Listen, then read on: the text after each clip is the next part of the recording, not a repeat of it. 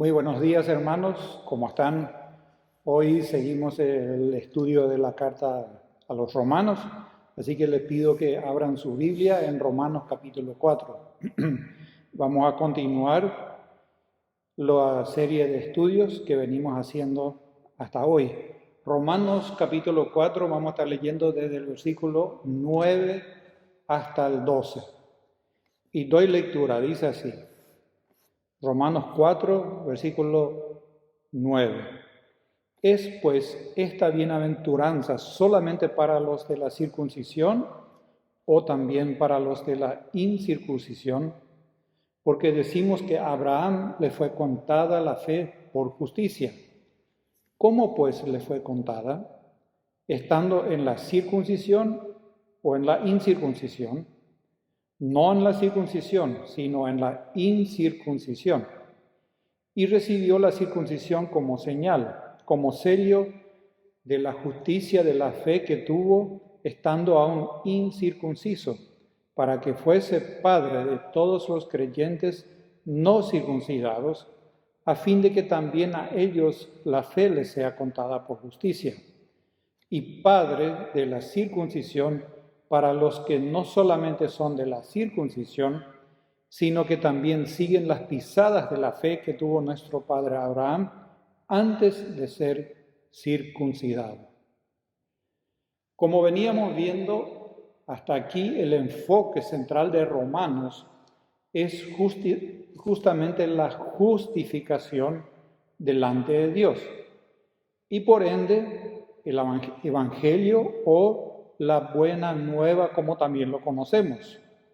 Los últimos 2 domingos veníamos viendo diferentes aristas de la justificación que es solamente por fe.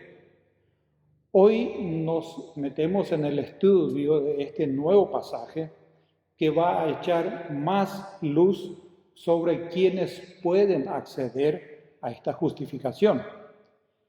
Esto constituye la cuestión más importante en nuestra vida, hermanos. Y vamos a dedicar tiempo a este estudio. Pablo también lo considera sumamente importante. Por eso dedica todo el capítulo 4 para aclararlo acabadamente. De ahí que el hilo conductor de todo el capítulo 4 es la justificación por la fe. Si hoy nos fijamos en el mundo y la manera de cómo las personas tratan de justificarse, nos damos cuenta de que es una cuestión que realmente muy pocos comprenden y entienden correctamente. Pero sí lo que podemos observar es que hay un asunto que todo ser humano entiende, sea consciente o inconscientemente, y es el hecho de que cada uno carga con una culpa. Dios ha puesto en el corazón de todos los seres humanos la conciencia y esa le acusa a cada ser humano. Todos saben en el fondo que necesitan ser justificados. Y cuando digo todos, me refiero a creyentes y a inconversos, a todo ser humano, absolutamente todo, inclusive aquellos que se declaran agnósticos o inclusive ateos. Escuché decir en una entrevista por televisión a una figura de nuestro medio de que él se declaraba agnóstico, pero llegado el momento de su muerte, y que si Dios realmente existiese, le gustaría que le diga bienvenido. O sea, a pesar de declararse agnóstico, él deseaba ser justificado. Pues esto pinta a cuerpo entero la situación del mundo entero. Las personas desean vivir su vida de espaldas a Dios. Pero aún así, en el momento de su muerte, desean ser justificados. Ahora, están también aquellos que realmente buscan la justificación, pero lo hacen por cuenta propia. Voy a poner un ejemplo. Pido que nos traslademos mentalmente a la India. Existe en la India un festival religioso hindú que ellos llaman Mahakumbh Mela. Bueno, es un festival que se celebra cada 12 años. Según los datos que pude recabar, es el acontecimiento religioso más concurrido del mundo entero. Millones de habitantes de toda la India se dan cita en este festival religioso. Muchos vienen de regiones remotas, hacen viajes muy sacrificados para llegar a ese sitio. Y el lugar donde se celebra el festival está ubicado en la confluencia de los ríos Ganges y Yamuna, considerado por ellos aguas legendarias del Sangam y por lo tanto se los tiene por sagrados. Mientras dura este festival, se dejan de lado todo tipo de diferencias en la población, sean diferencias económicas, sociales, diferencias de castas, todo queda de lado. Todos son considerados iguales durante este festival. Ya en ese lugar, imaginémonos estando ahí, podríamos observar un grupo de hombres penitentes, semidesnudos, dirigiendo a millones de peregrinos hacia las aguas heladas para sumergirse en ellas. Por el camino podríamos ver faquires sentados sobre tablas con clavos, otros caminando sobre vidrios rotos, otros caminando o acostándose sobre brasas encendidas. Otros, de manera extrema, traspasándose cuchillos por sus lenguas para llamarse a un silencio eterno. Así también veríamos en nuestro camino adoradores mirando al sol hasta quedarse totalmente ciegos. Veríamos a otros lastimándose, golpeando sus extremidades, para dejarlos intencionalmente atrofiados como un gesto de adoración.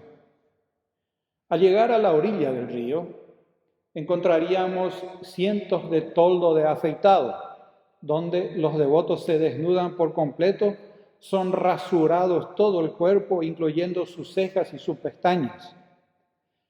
Después juntan cada uno de los pelos y los tiran al río mugriento. ¿Por qué? Porque los escritos hindúes aseguran que por cada cabello lanzado a esas aguas, los dioses conceden 1.000.000 de años en el cielo a la persona de quien procede. Y sigue la peregrinación, porque el objetivo final es sumergirse en las aguas heladas mugrientas de ese río. La razón, bueno, el escrito sagrado de ellos dice textualmente, voy a leer: el peregrino que se baña en este lugar obtiene absolución para toda su familia, e incluso si ha perpetrado cientos de crímenes, es redimido en el momento mismo en que toca el Ganges, cuyas aguas limpian todos sus pecados. Imaginémonos ese escenario, tremendo. Millones de personas acudiendo a ese lugar engañados con el máximo engaño, el engaño extremo de Satanás. Porque después salen de ahí creyendo que están justificados, siguen su vida de siempre y a los 12 años vuelven para el mismo proceso. ¿Por qué una persona haría cosas como estas? ¿Por qué alguien se autoflagelaría o se mutilaría? Hermanos, porque el alma del hombre caído en pecado destituido de la presencia de Dios, clama por la justificación. Aunque endurezca su corazón, sabe que la necesita. Ahora dejemos de lado India y volvamos a nuestro querido país, Paraguay. También aquí tenemos cosas parecidas, aunque no tan extremas, pero a los ojos de Dios son iguales, porque cualquier adoración que no se dirige a Dios es idolatría. Cada año, en el mes de diciembre, se repite una peregrinación de más o menos 50 kilómetros para llegar a la Basílica de Cacupé. Por supuesto, muchos van por deporte, como solemos decir, sin un motivo espiritual específico, sino simplemente por haber hecho la caminata. Pero hay personas que se van, según ellas, para pagar una promesa que hicieron. O sea, se van para justificarse. Se van al lugar donde está la estatua que ellos consideran ser la Virgen Milagrosa. Si nos vamos ahí, también encontraremos diferentes maneras de proceder de las personas. Algunos caminan de rodillas los últimos metros rezando el rosario, otros encienden velas y rezan el Padre Nuestro. El objetivo final es lograr sensibilizar de alguna manera a Dios y obtener justificación. Y como nos damos cuenta, el ser humano, para obtener justificación, está dispuesto a hacer hasta lo impensado, intentando lograrlo por medios propios. Alrededor del mundo vamos a encontrar, pero las más diversas ceremonias y ritos, siempre intentando justificarse.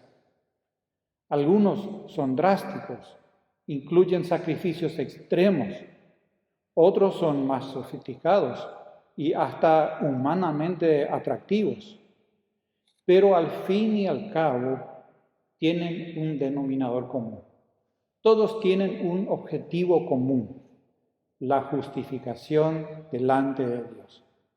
Nadie desea ser inculpado de alguna falta y cargar por toda la eternidad con la culpa.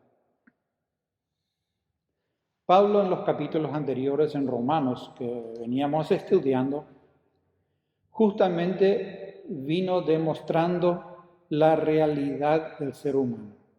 Y la realidad del ser humano es que no puede justificarse ante Dios. ¿Por qué? Lo explica en el capítulo 3, versículo 23. Por cuanto todos pecaron y están destituidos de la gloria de Dios. Ninguna cosa, por más altruista o impresionante que sea, le puede justificar al hombre. Nada de eso va a impresionar a Dios.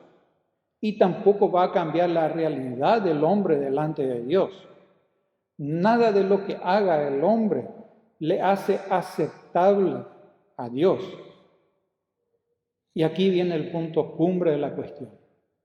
Dios mismo tomó la iniciativa para justificar al hombre, para reconciliar al hombre consigo mismo. El capítulo 3, 21-22 lo menciona como la justicia de Dios. Y se refiere al sacrificio de nuestro Señor Jesucristo. No voy a entrar en detalles, ya lo hemos estudiado en diferentes domingos, pero justamente en ese punto, en cuanto a la justicia de Dios, el sacrificio de Jesucristo, los judíos tenían un conflicto tremendo. Ellos creían en Dios, por supuesto, tenían a Abraham como su bandera, era el ícono de ellos.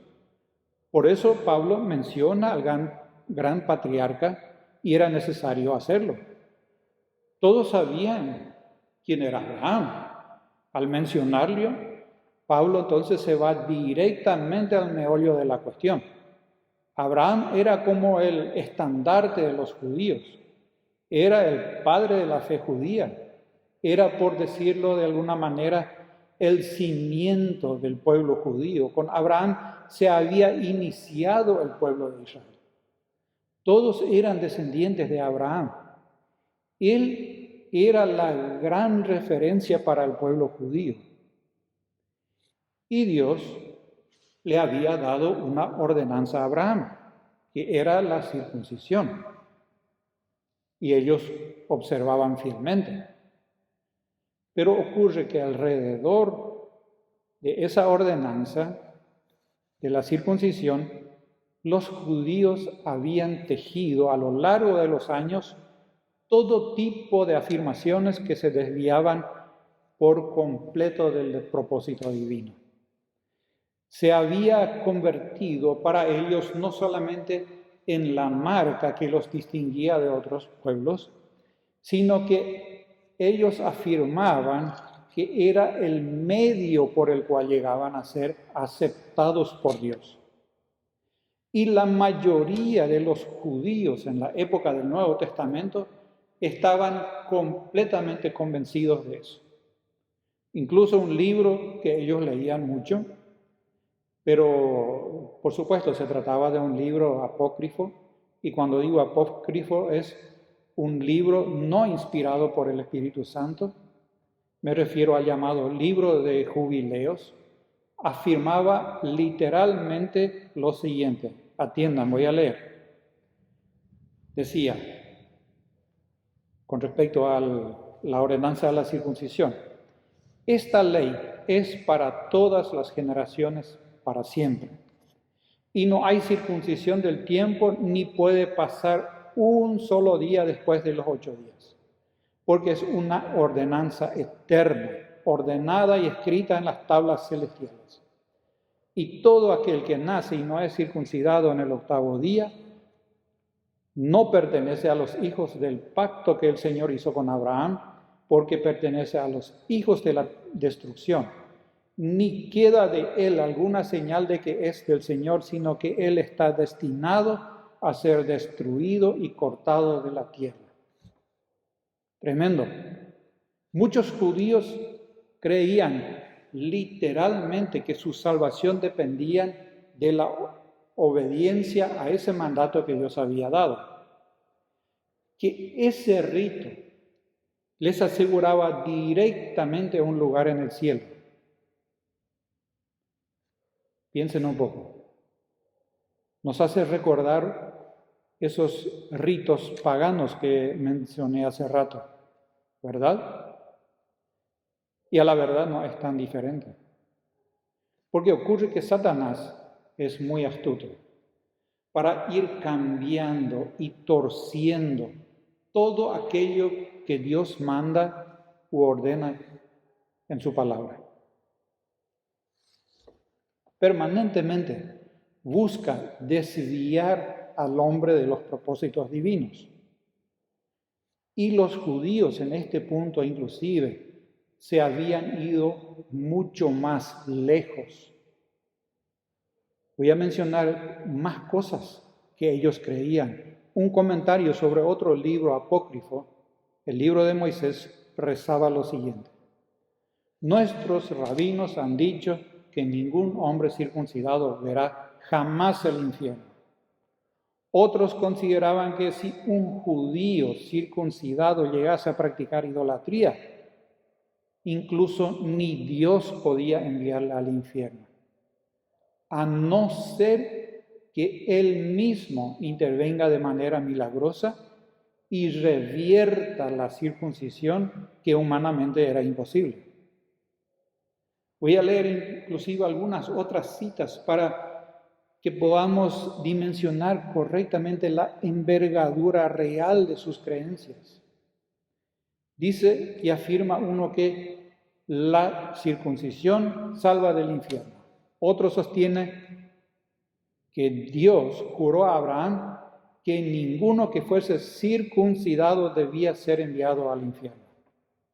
Otro incluso enseña que Abraham se sienta a la puerta del infierno y no permite que ningún israelita circuncidado entre allí. Pues todas estas creencias se habían arraigado tanto en el judaísmo que fueron introducidas también al cristianismo por los judíos que habían llegado a la fe. Empezaron a enseñar que de todas maneras era necesaria la circuncisión para ser salvos. Esto inclusive había creado un revuelo de dimensiones insospechadas a los comienzos de la Iglesia, que hasta se tuvo que convocar a un concilio especial en Jerusalén con la presencia de los apóstoles y ancianos para discernir sobre el asunto. La cita de eso tenemos en Hechos 15, del 19 al 29. Pido que abran sus Biblias porque me parece interesante e importante leer el pasaje. Por decisión unánime, en ese entonces, los presentes de aquel concilio decidieron enviar una carta aclaratoria a todas las iglesias. Pero vayamos al texto. En realidad, todo el capítulo 15 trata del concilio. Pero leamos desde el versículo 19. Después de la intervención de Pedro, Pablo y Bernabé, se levanta Jacobo y dice, entre otras cosas, lo siguiente: por lo cual yo juzgo que no se inquiete a los gentiles que se convierten a Dios, sino que se les escriba que se aparten de las contaminaciones de los ídolos, de fornicación y de ahogado y de sangre, porque Moisés desde tiempos antiguos tiene en cada ciudad quien le predique en las sinagogas donde es leído cada día de reposo. Entonces pareció bien a los apóstoles y a los ancianos, con toda la iglesia, elegir de entre ellos varones y enviarlos a Antioquía con Pablo y Bernabé, a Judas, que tenía por sobrenombre Barsabás, y a Silas, varones principales entre los hermanos, y escribir por conducto de ellos. Y esta es la carta que enviaron. Los apóstoles y los ancianos y los hermanos, a los hermanos de entre los gentiles que están en Antioquía, en Siria y en Cilicia. Salud, por cuanto hemos oído que algunos han salido de nosotros, a los cuales no dimos orden, os han inquietado con palabras, perturbando vuestras almas, mandando circuncidaos y guardar la ley. Nos ha parecido bien, habiendo llegado a un acuerdo, elegir varones y enviarlos a vosotros con nuestros amados Bernabé y Pablo, hombres que han expuesto su vida por el nombre de nuestro Señor Jesucristo. Así que enviamos a Judas y a Silas, los cuales también de palabra os harán saber lo mismo, porque ha parecido bien al Espíritu Santo y a nosotros no imponeros ninguna carga más que estas cosas necesarias: que os abstengáis de los sacrificados a los ídolos, de sangre, de ahogado y de fornicación, de las cuales cosas si os guardareis, bien haréis. Pasadlo bien. Como pueden ver, no se trataba de un asunto menor. Los judíos, inclusive, se referían a cualquier persona no judía como incircunciso de manera despectiva. A los ojos de ellos, los gentiles eran personas inferiores, candidatos seguros del infierno. Volviendo a nuestro texto en Romanos capítulo 4, Pablo menciona el Salmo 32:2 en el versículo 8, justo el versículo anterior al pasaje que estamos estudiando. Y dice el versículo 8 lo siguiente: bienaventurado el varón a quien el Señor no inculpa de pecado. Y plantea inmediatamente la disyuntiva del versículo 9. Y dice: ¿es pues esta bienaventuranza solamente para los de la circuncisión o también para los de la incircuncisión? En otras palabras, la salvación es exclusiva para los judíos o también pueden acceder a ella los gentiles. Porque la bienaventuranza a la cual se refiere David en el Salmo 32, que escribió David, es la salvación. Y esa aventuranza es la máxima para todo ser humano. La salvación que se obtiene únicamente por fe, sin obras, es la máxima bienaventuranza para el ser humano. Pues la respuesta obviamente es sí. Por la gracia y misericordia de nuestro buen Dios, sí. El por qué va a exponer Pablo en los siguientes versículos del 10 al 12, que nos toca analizar y desarrollar el próximo domingo. Pero la salvación está disponible para nosotros. Miren, el punto central es ese. No ser inculpado de pecado es lo que desean todos. ¿Se acuerdan nuevamente del festival religioso hindú que mencioné al comienzo? O las peregrinaciones que tenemos en nuestro país. Y ahí podemos agregar y seguir mencionando una lista interminable de ritos y tradiciones que hacen las personas alrededor del mundo. El objetivo, el porqué, buscan no ser inculpados de pecado. Inclusive vamos a encontrar entre ellos cosas moralmente buenas, pero todas con el mismo fin, no ser inculpado de pecado. Y viene a mi mente una conversación que tuve hace poco con otra persona creyente.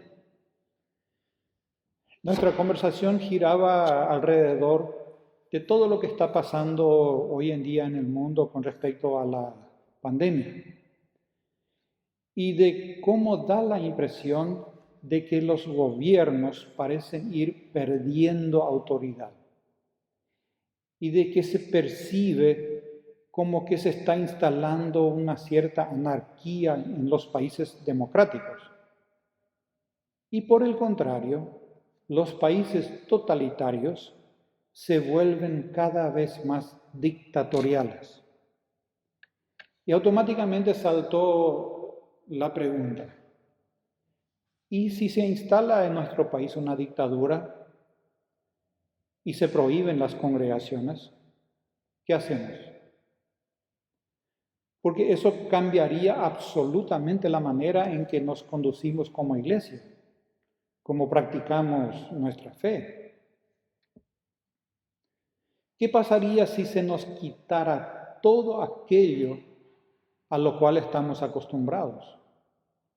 El culto dominical, escuela dominical de niños, reunión de jóvenes, culto de oración de los miércoles. ¿Qué pasaría si nos llegasen a perseguir por ser cristianos, como ocurre en otros países? Cabe entonces la siguiente pregunta. Tu fe, tu esperanza en no ser inculpado de pecado, ¿dónde está depositada? Tu esperanza en ser justificado delante de Dios, ¿sobre qué descansa? Quizás descansa en el hecho de que te congregas regularmente. A lo mejor en que tenés un ministerio específico en la iglesia. Puede ser en el hecho de que ofrendas regularmente aquello que propusiste en tu corazón. O descansa en el hecho de que en tu casa te conduces de una manera moralmente correcta. Pues todas estas cosas y muchas más son buenas, son correctas y es muy apropiado que las practiquemos. Dios las ordenó y como hijos suyos debemos de obedecerlas. Son las marcas que nos distinguen del mundo.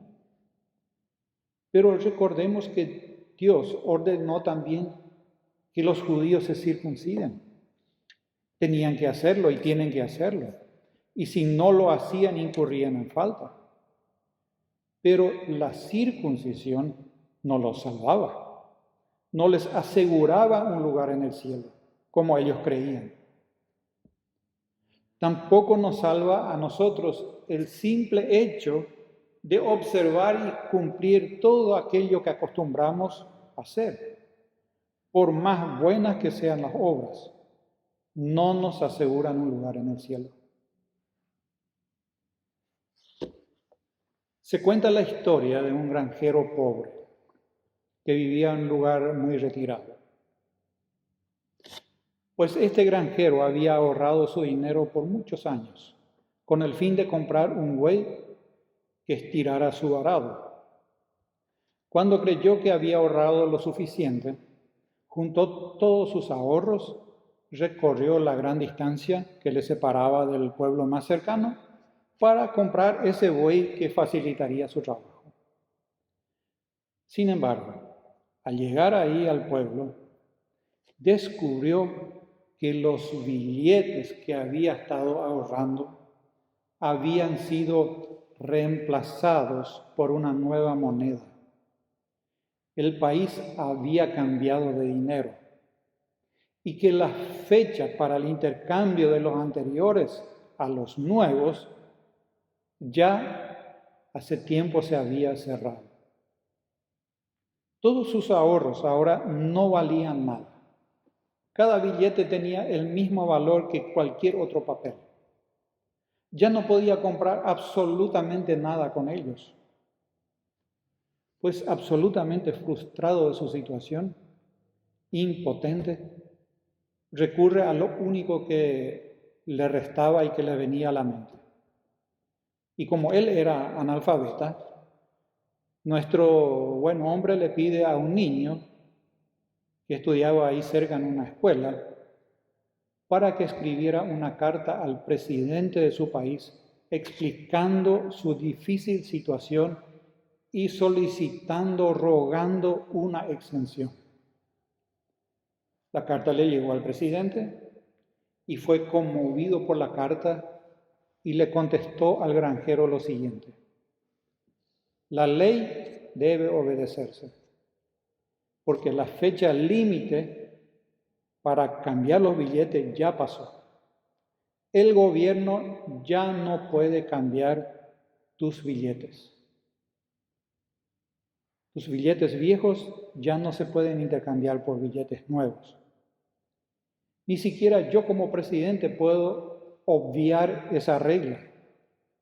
Sin embargo, continuó el presidente, puesto que yo creo que trabajaste en realidad muy duro para ahorrar ese dinero, voy a hacer lo siguiente.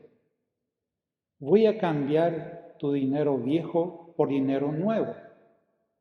Sí, pero no puedo hacerlo a través del banco ni del ministerio. Voy a hacerlo con mis propios fondos, con mi dinero personal, para que puedas comprar el buey que tanto te hace falta. Hermanos, delante de Dios, nuestras buenas obras no valen más que los billetes viejos de ese granjero. Así como el granjero no pudo comprar nada con ellos, tampoco nosotros no nos justificamos para nada con nuestras obras. Pero Dios mismo, con sus propios recursos, su Hijo unigénito, Jesucristo, pagó la deuda que teníamos con Él. Él tomó la iniciativa de proveer un medio para reconciliarnos con Él. Y recién cuando el pecador se confiesa culpable delante de Dios, cuando se reconoce pecador delante de Dios, cuando apela a la misericordia de Él y deposita su fe en la obra expiatoria de nuestro Señor Jesucristo, puede quedar perdonado, puede quedar justificado delante de Dios. y ya no será inculpado de pecado. Esta es la mayor de las bienaventuranzas, hermanos. Saber que ya no seremos inculpados de pecados delante de Dios. Y esa bienaventuranza está disponible para ti hoy. No sigas intentando justificarte por otros medios. Vamos a orar. Padre, gracias te damos en esta mañana. Gracias te damos por tu palabra. Y gracias, Padre, que tú has previsto el medio para reconciliarte con nosotros, para que nosotros podamos acudir junto a ti. El sacrificio de nuestro Señor y Salvador Jesucristo. Padre, gracias te damos por eso. Te pedimos que tú nos perdones las veces que depositamos nuestra fe en cualquier obra o algo que nosotros hagamos.